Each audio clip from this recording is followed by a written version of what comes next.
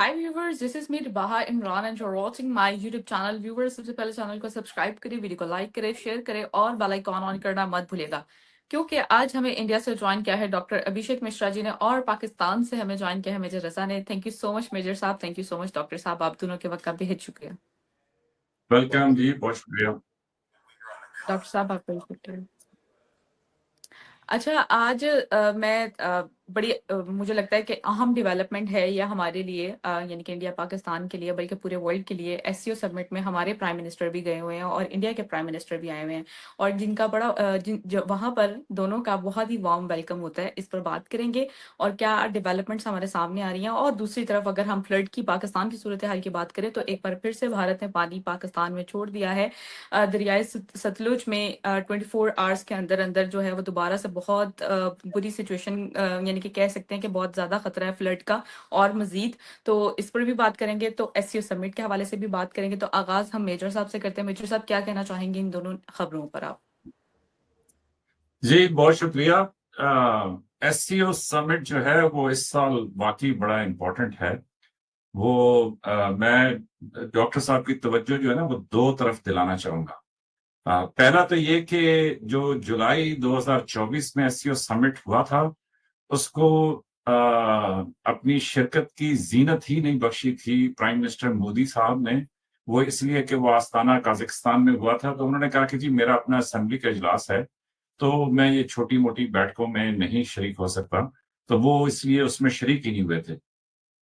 और she Jinping साहब ने जो दूसरी तवज्जो है वो मैं ये दिलाना चाहता हूं कि शी जिनपिंग साहब ने जो आस्ताना में हुआ था एससीओ समिट, उसमें कहा था कि जी समंदर या पहाड़ उन लोगों के बीच में फासला कायम ही नहीं कर सकते कि जो लोग शेयर्ड एस्पिरेशंस रखते हो, कि जिनकी आगे बढ़ने की, तरक्की करने की एक जैसी ख्वाहिश हो।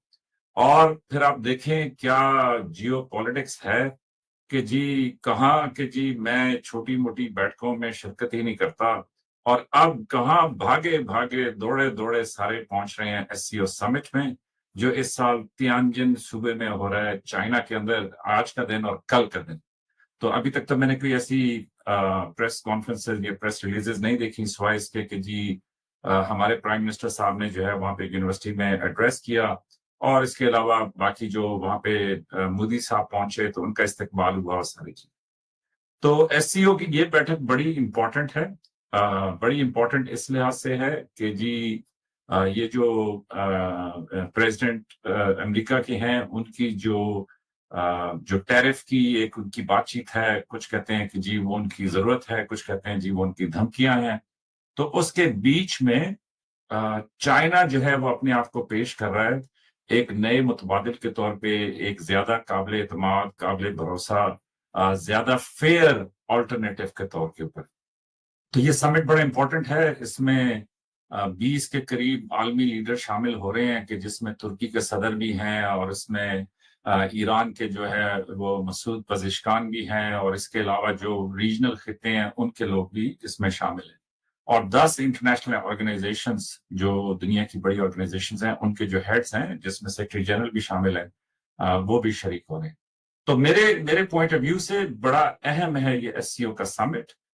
वो इसलिए ऐसे कि ये जो आरआईसी कहते हैं कि रशिया, इंडिया और चाइना, तो उनकी भी बैठक है। और इसके अलावा ये जो ईस्ट में ये जितने भी स्थान्स हैं, जिसमें ताजिकिस्तान, किर्गिस्तान, मतलब आजरबाईजान, ये सारे जो हैं, और पाकिस्तान भी इसमें शामिल है, कि भाई वो एक नया कॉरिडोर, तो क्या हम एक नए सिक्योरिटी अलायंस की तरफ बढ़ पाएंगे कि हमारी जो सिक्योरिटी है वो सबकी मुश्तरका हो, कि जी जिस तरह नेटो में है कि जी यूरोप में आप किसी एक को छेड़ेंगे तो जी वो सारे नेटो वाले जो हैं वो उसके खिलाफ।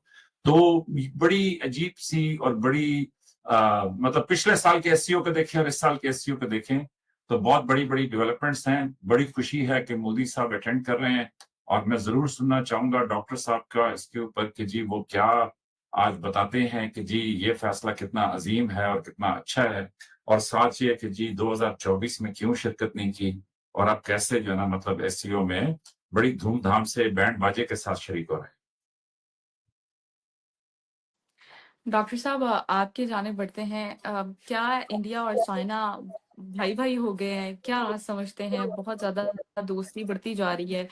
और पिछले साल मोदी जी ने जो है वो इसे अटेंड ही नहीं किया था, और इस बार जो है वो बड़े जोश जोश के साथ मुझे ऐसा लगता है कि वो गए हैं वहां पर, और बड़ा वार्म वेलकम भी हुआ उनका। तो क्या कहना चाहेंगे सर इसको, इस डेवलपमेंट को देखते हुए? भाई ऐसा है कि राष्ट्रपति होता ही है कि मेजर साहब लोग आप लोग को पूरी इंफॉर्मेशन नहीं देते, तो फिर आप लोग भी बैठ जाते हैं उस पे गुबार पे हवा के, और उसके बाद सब बस्ट होता है। तो फिर शी जिनपिंग साहब ने एक लेटर लिखा जून में श्रीमती द्रौपदी मुर्मू महामहिम भारत की राष्ट्रपति को, महिला है बाय द वे। तो उस लेटर में ये लिखा गया था कि टाइम हैज कम, आप एक मौका दें, एक ट्रायल करें, और हम आपको अश्योर कर रहे हैं कि ये एक इन्फ्लेक्शन पॉइंट होगा। तो उसके बाद उस लेटर को गुप्त रखा गया, it was a top secret letter, आप इस पे पढ़ सकती हैं। उसके बाद जब इस लेटर को जब ये एक्सेप्ट कर लिया गया तो इस लेटर को बुलाया गया, क्योंकि अगर उस लेटर के बाद गवर्नमेंट ऑफ इंडिया ने ये डिसाइड कर लिया होता कि हम इस पे रिएक्ट नहीं करेंगे, then it would have been a loss of face for Xi Jinping साहब। देखिए, आप लोग की समस्या ये है कि आप जो है वो बच्चों की तरह देशों के बिहेवियर को लेने लगते हैं कि भाई आज हो गया, चाइना जी एकदम एकदम खरा है और अमेरिका एकदम बुरा है। चाइना रूल बेस्ड ऑर्डर को कब से मान रहा है? International tribunal for the law of the sea में उनके अगेंस्ट रूलिंग है। फिलीपीन के साथ जो उनका डिस्प्यूट है आइलैंड को लेकर के, उन्होंने नहीं माना। वो कैसे रूल बेस्ड सिस्टम है? ताइवान के साथ उनका झगड़ा है, जापान के साथ उनका झगड़ा है, हमारे साथ उनका झगड़ा है। अब चूंकि आप कश्मीर जो आपकी शाहरग है उसका एक हिस्सा जी आपने चाइना को दे दिया ट्रीटी करके, because you wanted to make China party to the dispute between India and Pakistan. तो आपने चाइना के साथ ट्रीटी करके, कौन सा ऐसा देश है, मुझे मेजर साहब समझा देंगे, मैं सीखना चाह रहा हूं, मेरी तो समझ बहुत कम है, जो परपेचुअली लीज पर दे दे फॉर नो रीजन, उससे आपको कोई गेन नहीं हो रहा है।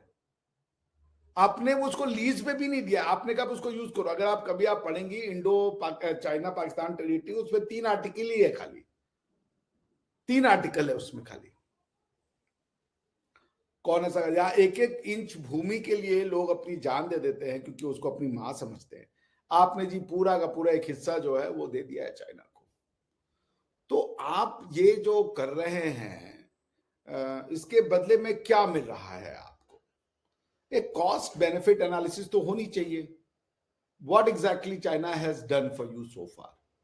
मिलिट्री इक्विपमेंट्स या आपकी इकोनॉमी में कंट्रीब्यूशन, क्या मिल गया है आपको? कुछ नहीं। और क्या मिलेगा आपको? ठन ठन गोपाल, कुछ नहीं। आपको सिर्फ ये मिलता है कि हाँ भाई पाकिस्तान टेररिज्म का शिकार है, वो एक आपके लिए बयान जारी कर देंगे, आप उस बयान में ही खुश हो ना। आपके उनका जो उनका एटीट्यूड है वर्ल्ड की तरफ, आप उस वर्ल्ड व्यू को एक्सेप्ट नहीं करते, लेकिन फिर भी आप चाइना के सबसे बड़े दोस्त हैं। जिस तरीके से वो आपकी पूरी एग्जिस्टेंस का बेसिस आपका रिलीजन है, उसको वो जिस कंटेम्प्ट के साथ ट्रीट करते हैं, उसको आप जो है वो प्रोपोगेंडा है। तो भाई मेरा तो मतलब ये मैं समझ नहीं पाता कि ये कौन सी मानसिकता है। एक देश जो कहता है कि नहीं भाई सब बराबर हैं, सर्वधर्म संभाव की बात करता है, वो तो दुष्ट है, मकार है, वहां पे मुसलमानों का कत्लेआम हो रहा है। जो देश वाकई में कर रहा है जी, वो प्रोपेगेंडा है, वैसा कुछ होता ही नहीं, सब झूठ है। ये भाई अब इस तरीके की अगर अंधभक्ति से चीजें चलेंगी तो बात ठीक है। हम गए जो उसका रीजन ये था कि हाँ, अगर जो प्रधानमंत्री मोदी जी एससीओ में नहीं गए, चाइना को स्नब किया, तो उसके पहले जब प्रधानमंत्री मोदी जी प्रधानमंत्री बने थे तो अहमदाबाद में शी जिनपिंग को बुलाया गया था, ऐतिहासिक वेलकम किया गया उनका। उसके बाद मोदी जी उस समय फुआन या कौन से उनके उसमें गए थे, 2-3 बार चाइना गए, वो मीटिंग हुई, उसके बाद गलवान किया चाइना ने। तो किसकी गलती है?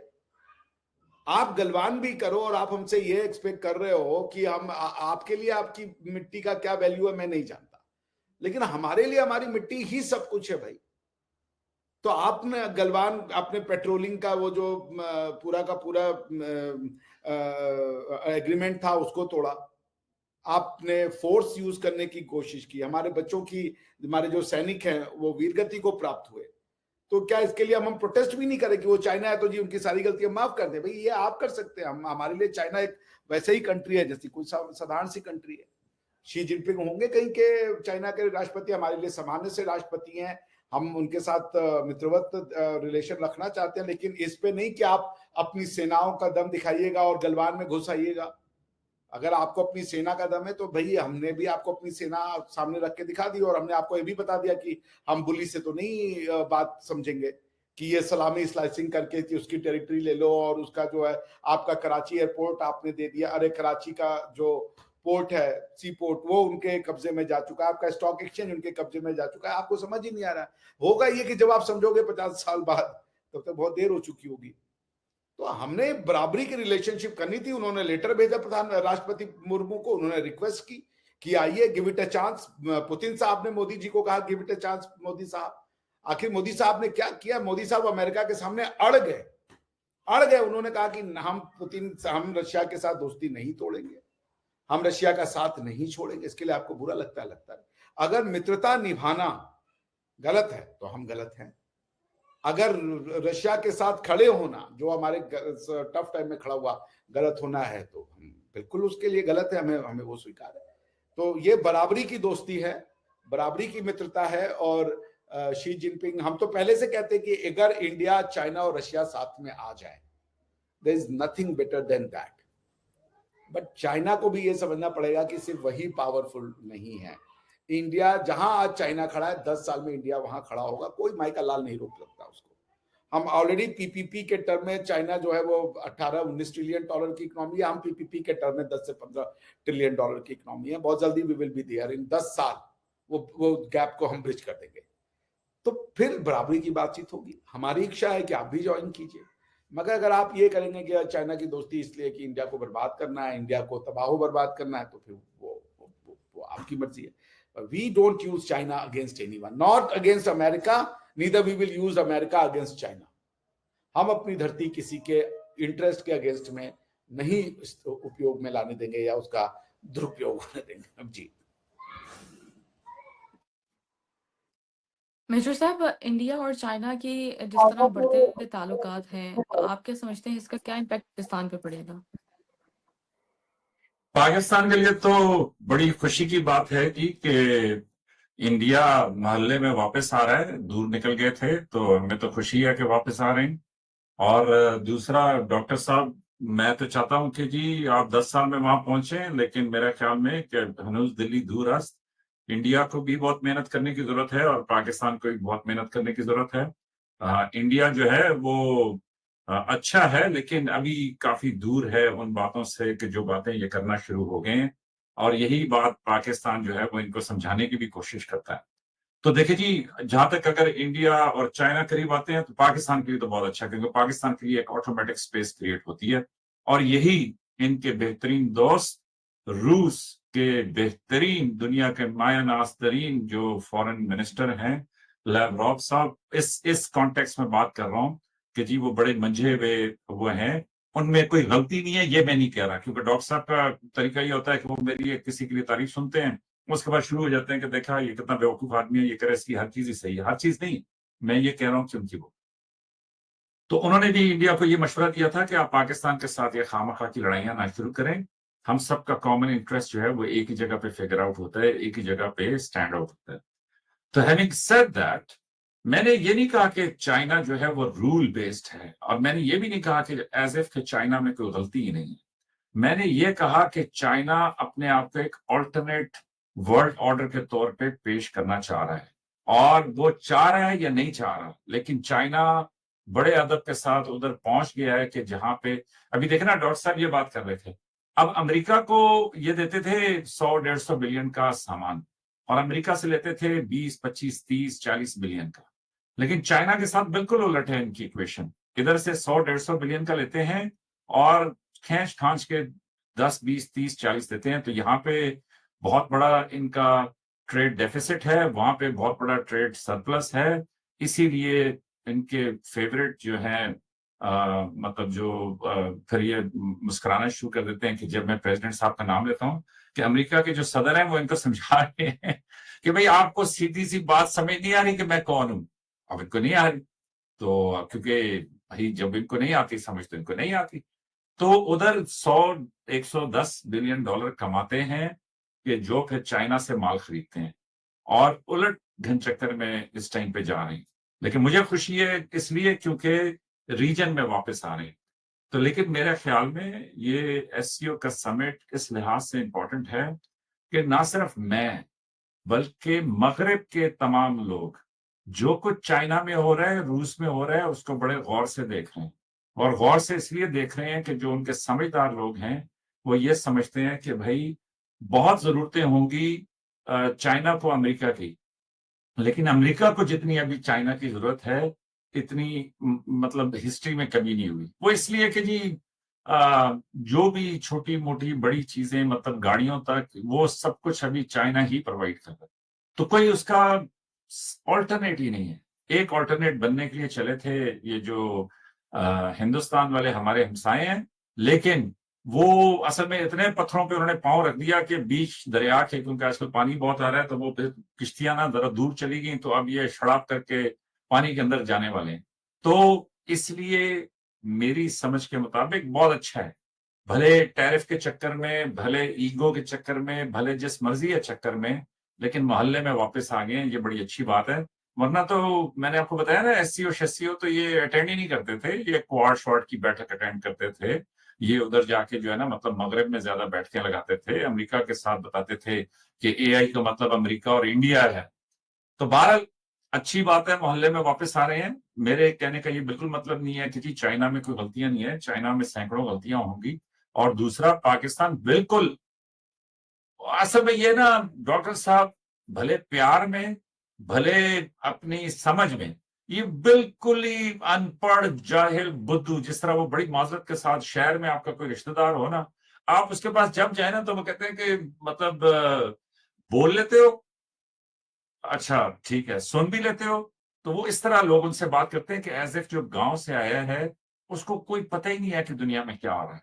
लेकिन मैं इनको अर्ज करना चाहूंगा कि पाकिस्तान भी बहुत अच्छे से, मेरी अपनी समझ के मुताबिक, मे भी इंडिया के साथ, वो उसने ना, कल मैंने एक बड़ा अच्छा कोटेशन पढ़ा, आजकल वो कोटेशन जो है ना बड़े जबरदस्त आते हैं, तो वो मैंने बेगम की भी पढ़ा है, लेकिन बेगम की तो खैर ऊपर से ही गुजर गया कि भाई क्या है वो। तो उसने कहा कि जो डिस्कवरी की वॉयज है, कि जो जांच की समझने की वॉयज है, उसमें ये नहीं है कि नए मंजर आप देखें, बल्कि ये है कि आप नई आंखों से देखें। तो बड़ा जबरदस्त कोट कि नए मंजर देखना भी एक मंजिल है, लेकिन बड़ी मंजिल ये है कि आप नई आंखों से देखें। तो मैं पूरी बात करूंगा, हमें भी नई आंखों से देखने की जरूरत है कि जी ये इंडिया के साथ हमारे ताल्लुकात कैसे होने चाहिए, लेकिन ऐसे ही इंडिया को भी नई आंखों से देखने की जरूरत है, डॉक्टर साहब को भी नई आंखों से देखने की जरूरत है। इनके लिए थोड़ा आसान है, किसी जमाने में मैं भी ऐनक पहना करता था, ये तो ऐनक पहनते हैं तो ये तो चश्मा बदल के भी कर सकते हैं ना, लेकिन नई आंखों से देखें तो इनको नजर आए कि शायद हम भी कोई थोड़ी बहुत मतलब कि 5-10%, 20% हम भी कोई समझ रखते हैं, हमें भी अपने मफादात का ख्याल है, हमें भी समझ, हाँ इसमें ये इनका गिला जरूर हो सकता है कि जी हमारा सबसे बराह रास्त जो हमारा मफाद है, जो हमारे कॉमन इंटरेस्ट हैं, जो हमारी जहां पे बातचीत बन सकती है, उसमें बराह रास्त सबसे आसान शायद इंडिया के साथ हो। लेकिन अजीब ये भी जियो पोलिटिकल सिचुएशन है कि सबसे मुश्किल और सबसे नामुमकिन ही इंडिया लगता है। तो ऐसे में कैसे इस ब्रिज को टापें, ऐसे में जो आपका सवाल था, मैं उसी में ये कहूंगा कि मैं ये समझता हूं कि बहुत बातचीत होनी चाहिए इंडिया पाकिस्तान के बीच में, बहुत ज्यादा इस तरह के प्रोग्राम होने चाहिए, रोज ही डिबेट होनी चाहिए मेजर मीडिया नेटवर्क्स के ऊपर, सबके ऊपर, ताकि पता चले कि ये क्या कह रहे हैं, पता चले कि मैं क्या कह रहा हूं। और उसमें सबसे बड़ी कमाल की बात यह है कि मेरी हर बात के ऊपर डॉक्टर साहब को, जहां वो होता है ना कि जी मजाक, बिल्कुल ये मुस्कुराते हैं, बिल्कुल तय तक डाउन टू द बोन समझते हैं कि मैं क्या शरारत कर रहा हूं, मैं क्या बात कर रहा हूं, और इसी तरीके से इनकी बात में, तो ये बहुत बड़ी स्ट्रेंथ है जिसको एक्सप्लॉइट करने की जरूरत है। नंबर 2 कि जी उसके अलावा कि जी कैसे हम एक दूसरे के साथ, मतलब एक दूसरे को वो देखें, तो इसमें इंडिया और चाइना की जो कुर्बत है वो भी मेरे ख्याल में पाकिस्तान और इंडिया के लिए भी स्पेस पैदा करती है। तो आपके सवाल का जवाब ये है कि जनाब इंडिया चाइना के नजदीक लगे तो पाकिस्तान का उसमें बिल्ट इन, मेरी समझ के मुताबिक पाकिस्तान के लिए बिल्ट इन स्पेस है। तो जो बातें हम इनको समझाते हैं उर्दू में वो इनको शायद समझ ना आए, लेकिन ये है कि शी जिनपिंग साहब या उनके जो फॉरेन मिनिस्टर साहब वो शायद जब बोलेंगे तो शायद इनको समझ आ जाए कि यार नहीं, ये भी कोई 2-4%, 10%, 20% बात जो है पाकिस्तानी भी ठीक ही कर रहे हैं। डॉक्टर साहब, कल मेजर साहब आपने वो जो अभी बेगम की बात की ना, उससे एक बात और याद आई। मेजर साहब कल आपको एक कमेंट बता रहे थे कि किसी ने बड़ा प्यारा खूबसूरत कमेंट किया हुआ था मेजर साहब की बातों पर, तो प्लीज जरा वो शेयर कर दीजिएगा, आप बड़े अच्छे से उसको एक्सप्लेन करेंगे। और दूसरा ही मेरा सवाल ये है कि अभी 3 दिन पहले तो आपका 50% टैरिफ ट्रम्प ने इंडिया पर लगा दिया है सर, उसके बाद इंडिया की अब क्या पॉलिसीज रहेंगी, क्या कहना चाहेंगे? देखिए मेजर मतलब साहब की इम्प्लीमेंट 27 अगस्त को होना था। हो गया वो तो। मेजर साहब का बेसिक कंटेंशन ये कि यार ये आप हमें मूर्ख समझते हो, और मजे की बात है कि मेजर साहब भी सेम फीलिंग हमारे रखते हैं कि ये मूर्ख है, इनको बात नहीं समझ में आ रही, इनको इनको जियो पॉलिटिक्स ही नहीं समझ में आ रही है। देखिए ट्रांजैक्शंस को जबरदस्ती का कॉम्प्लिकेटेड नहीं करना चाहिए, बस सिंपल ट्रांजैक्शन है। सबसे पहली बात, आपकी एक पर्सनल क्राइसिस है जिसका कि हम विली निली शिकार है, वो आपके बीच में है। आपको उस बीज को ठीक करना होगा। जब तक आप अपना संबंध अपने से नहीं सुधारेंगे, भारतवर्ष को आप एक, जैसे भारत की हर पॉलिसी आपको बुरी लग रही और चाइना के हर पॉलिसी, जी भाई वो फो माइंड ब्लोइंग इन्फ्लेक्शन पॉइंट, ओ क्या सोच लिया चाइना ने। अच्छा क्या है चाइना? अमेरिका के सस्ते बर्तन बनाना, दुनिया के लिए सस्ते प्लास्टिक के प्रोडक्ट बना देना, यही है चाइना की अचीवमेंट। हाँ ठीक है, उनकी 18-20 ट्रिलियन की डॉलर की इकोनॉमी है, बट कौन सा ऐसा इनोवेशन चाइना ने किया जो हमने नहीं किया? क्या ऐसी चाइना की अचीवमेंट है जो हमने नहीं किया? चाइना चांद पे गए, हम भी चांद पे गए। चाइना फर्स्ट टाइम अटेम्प्ट में मार्स में वो नहीं जा पाया, हम पहुंच गए। साउथ पोल में चाइना में जाने वाले हम हैं। तो ये प्लास्टिक की बर्तनें और ये तौलिए और चादरें और ये वाली इकोनॉमी बना करके, चूंकि वेस्टर्न, वो भी उनकी देन नहीं है, वो वेस्ट ने अपनी प्रॉफिटियरिंग के लिए उनके पास पहुंचा, उनके सस्ते लेबर यूज करने के लिए वो आइडिया क्लिक कर गया। और इंडिया उस समय, जिसकी आप तारीफ करते हैं, इंडिया इस समय रशियन इकोनॉमी से चलता था, जी हम तो ग्लोबलाइज नहीं करेंगे, हम दुनिया को आने नहीं देंगे, हम अपना ही बनाएंगे। फिर 1991 में समझ में आया कि जब बैंकरप्ट होने वाले थे कि भाई सोशलिज्म और ये कम्युनिस्ट की इकोनॉमिक पॉलिसी देशों को बर्बाद कर रही है, तो उनको समझ में आया। फिर एलपीजी आ गई। एलपीजी क्या है भाई? Liberalisation, privatisation, globalisation. उसके बाद से आपके सामने यही है स्टोरी। तो आपने पॉइंट में क्या कह रहा हूं कि मेजर साहब चाइना को उतना बड़ा जितना वो बना रहे हैं, उतना बड़ा चाइना नहीं है। चाइना बड़ा है, कोई शक नहीं। चाइना के पास पैसे हैं, कोई शक नहीं। चाइना के यहां रिवोल्यूशन आया है, कोई शक नहीं। मैं चाइना में रहा हूं 1.5 साल, सॉरी क्षमा कीजिए 9 महीने शंघाई में। मैंने चाइना को देखा है। बट आप ये कहिए कि चाइना ने कोई जबरदस्त क्रांति कर ली, नहीं। उनके यहां डेमोक्रेसी नहीं है, उनके यहां लोगों के पास राइट्स नहीं है, वो पूछते नहीं है उनको आपकी जमीनें लेनी है, वो निकाल देते हैं। उनके दुख दर्द भी मीडिया में नहीं आते। उनके यहां कोई माइनॉरिटी राइट्स नहीं है। कोई मुसलमान, और ये नहीं कि मुसलमानों के साथ जाति हो रहा है, जुल्म हो रहा है, कभी पढ़ा आपने किसी न्यूज़पेपर में? उनका कुछ नहीं। आप होंगे मुसलमान अपने घर में, आप हिंदू होंगे अपने घर में, उनका वो स्टेट की पॉलिसी चल गया। माइनॉरिटी राइट, ये राइट, वो राइट, बेकार की राइट, जिसका कोई सेंस नहीं बनता। अगर मैं कॉन्स्टिट्यूशनल एक्सपर्ट हूं तो मैं ऐसे राइट्स को रिकॉग्नाइज भी ना करूं। लेकिन जबरदस्ती के आप फ्री सोसाइटी में रह के फ्री सोसाइटी को गाली दे रहे हो, यही इसकी महानता है। मैं जब चाइना में था, मैं मिला एक बंदे से, उसने कहा बस 2 काम मत करना, कम्युनिस्ट पार्टी के अगेंस्ट में कुछ मत बोलना और गवर्नमेंट पॉलिसीज के अगेंस्ट में कुछ बोलना मत, बाकी जो डिस्कस करो। बाकी बचा क्या फिर भाई? चाइना एम्पायर की तरह चल रहा है। इंडिया में पार्लियामेंट है, इंडिया में इंडिया को खत्म करने वाली शक्तियां भी इलेक्शन में खड़ी होती है। इंडिया में वो भी पार्टियां पार्लियामेंट में डिबेट करती है जो कहते हैं हम इंडिया को नहीं मानते। ये है इंडिया की शक्ति। हर तरीके की आवाज को यहां पे दबाया नहीं जाता, बल्कि उसको सुना जाता है, उसको जगह दी जाती है। हिंदू राष्ट्र करके गालियां देने वाले इस देश में पड़े, और ये भारत को बनाया किसने? हिंदू, यहां पे जन्म हुआ इस फिलॉसफी का, उसको गालियां देने वाले चुन के आते हैं। ये है भारत की शक्ति, ये है भारत की शक्ति। जिस दिन आप ये सब सीखिएगा तब आपको समझ में आएगा कि इंडिया है क्या और इंडिया क्यों चलेगा। चाइना एम्पायर की तरह चल रहा है, टफ एम्पायर की तरह चल रहा है, लोगों को दबा करके चल रहा है। लेकिन जिस दिन आपको क्या लग रहा है, एंटी इनकम्बेंसी नहीं आती, एंटी इनकम्बेंसी हर सोसाइटी में आती है। जब एक ही आइडियोलॉजी और एक ही तरीके से आप दुनिया को, आप अपने समाज को रूल करोगे, लोगों के अंदर गुस्सा पाया जाता है, लेकिन उस गुस्से का कोई वेंट नहीं है। इसीलिए दुनिया ये कहती है कि the coming world, coming century would belong to India, because India गालियां सुनता है। इंडिया के अगेंस्ट में सारी बुरी खबरें न्यूज़पेपर में आती हैं, उसके बाद भी 7.8% इस बार हमने क्वार्टर में इकोनॉमिक ग्रोथ वो किया है, रिकॉर्ड किया है। Everything anti India, yet India grows. क्यों? क्योंकि जितनी निगेटिव शक्तियां हैं वो सब कर लें, लेकिन जब आप सबको समाहित करके चलते हो तो पॉजिटिविटी ही जीतती है। भारत की शक्ति ही आपको नहीं पता है। चाइना के पास पैसा है, भारत के पास स्वतंत्रता है। भारत लॉन्ग लास्टिंग है। चाइना कम्युनिज्म नहीं है, लेकिन भारत अपनी हिस्ट्री के साथ चल रहा है। चाइना कम्युनिज्म के साथ चल रहा है, अपनी बुद्धिज्म को उन्होंने लात मार दी। आज वो तिब्बत में दलाई लामा से वो लड़ाई लड़ रहे हैं, अपने कल्चर को उन्होंने रिजेक्ट किया हुआ है। कब तक?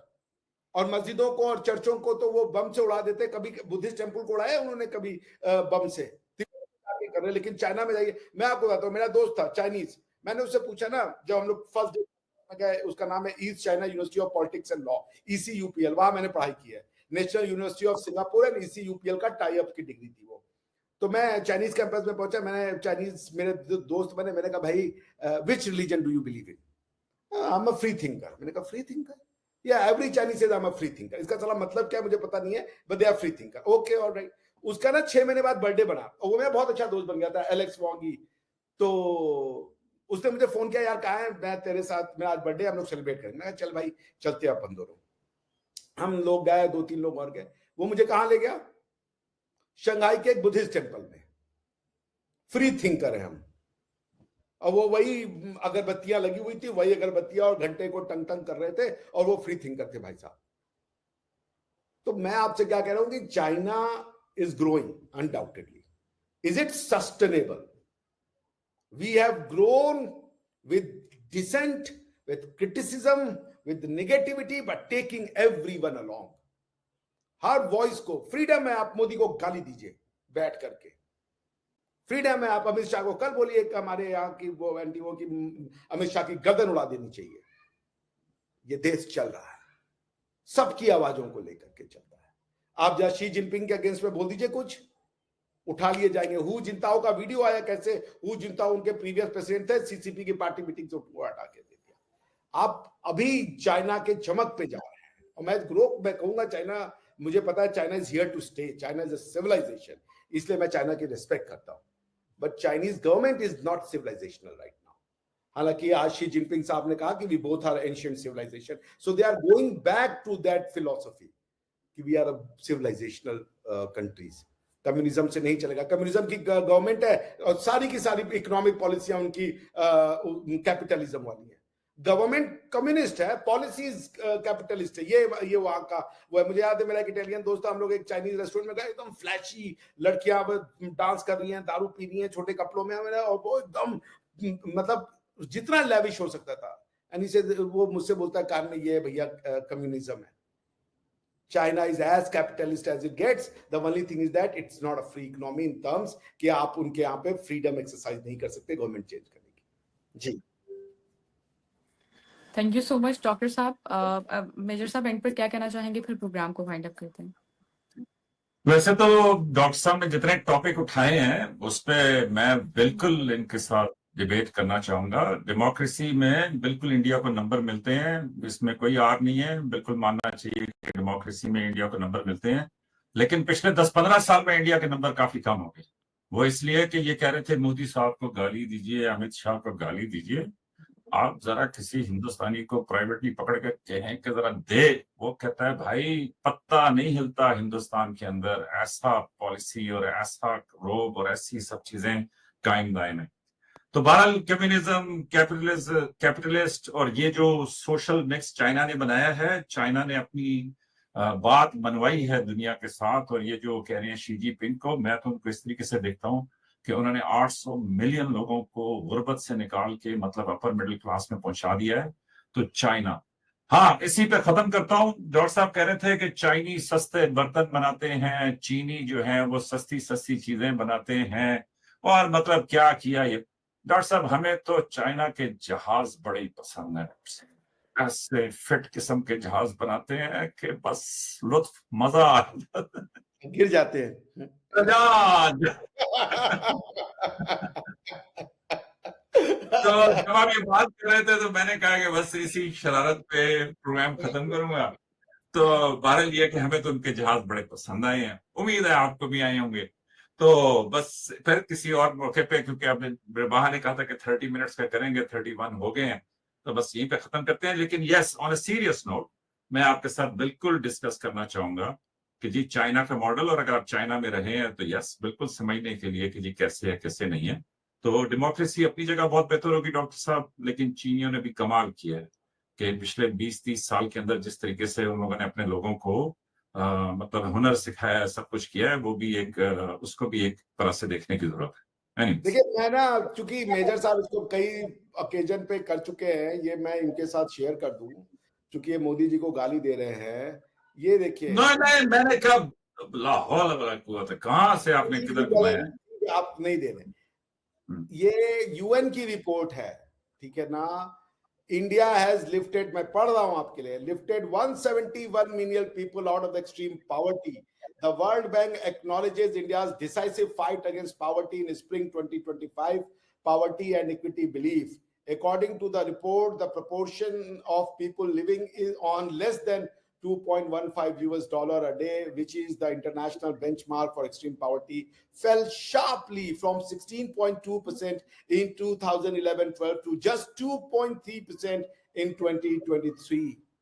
तो अगर आप ऑब्जेक्टिव हैं मेजर साहब, अगर आप ऑब्जेक्टिव हैं, अगर आप शी जिनपिंग की पीठ थपथपा रहे हैं, तो आप प्रधानमंत्री की थपथपाइए, क्योंकि नहीं डॉक्टर साहब, जो सही है वो सही है, उसमें मैं कोई बिल्कुल एतराज नहीं करता। और thank you very much for highlighting this. जो है वो है और वो मानना चाहिए।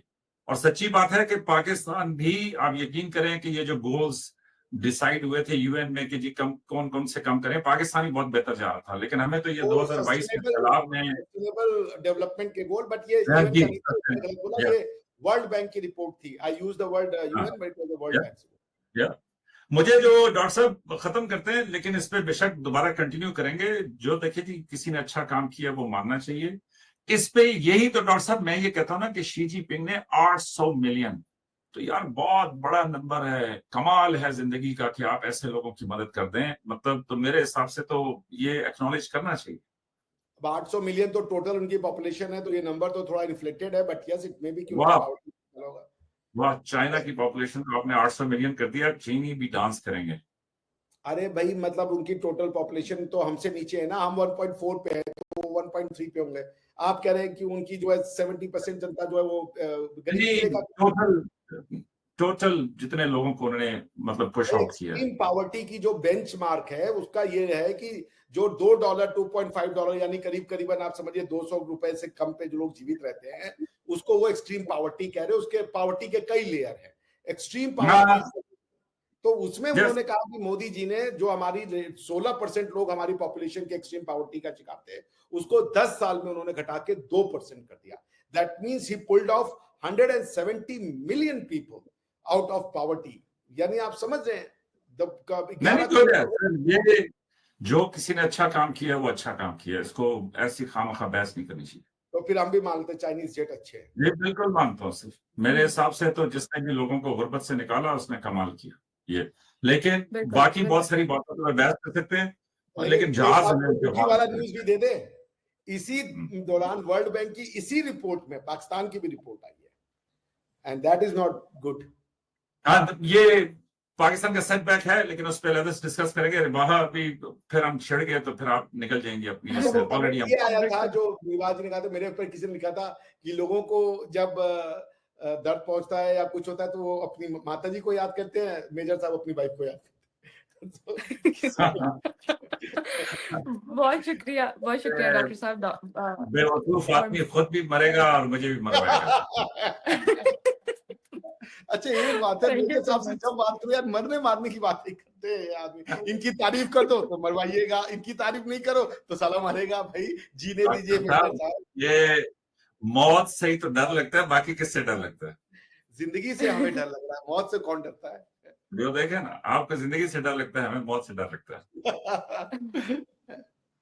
बहुत शुक्रिया डॉक्टर साहब, बहुत शुक्रिया मेजर साहब, दोनों के वक्त का बहुत शुक्रिया। नेक्स्ट प्रोग्राम तक के लिए हमें दें इजाजत। Thank you so much.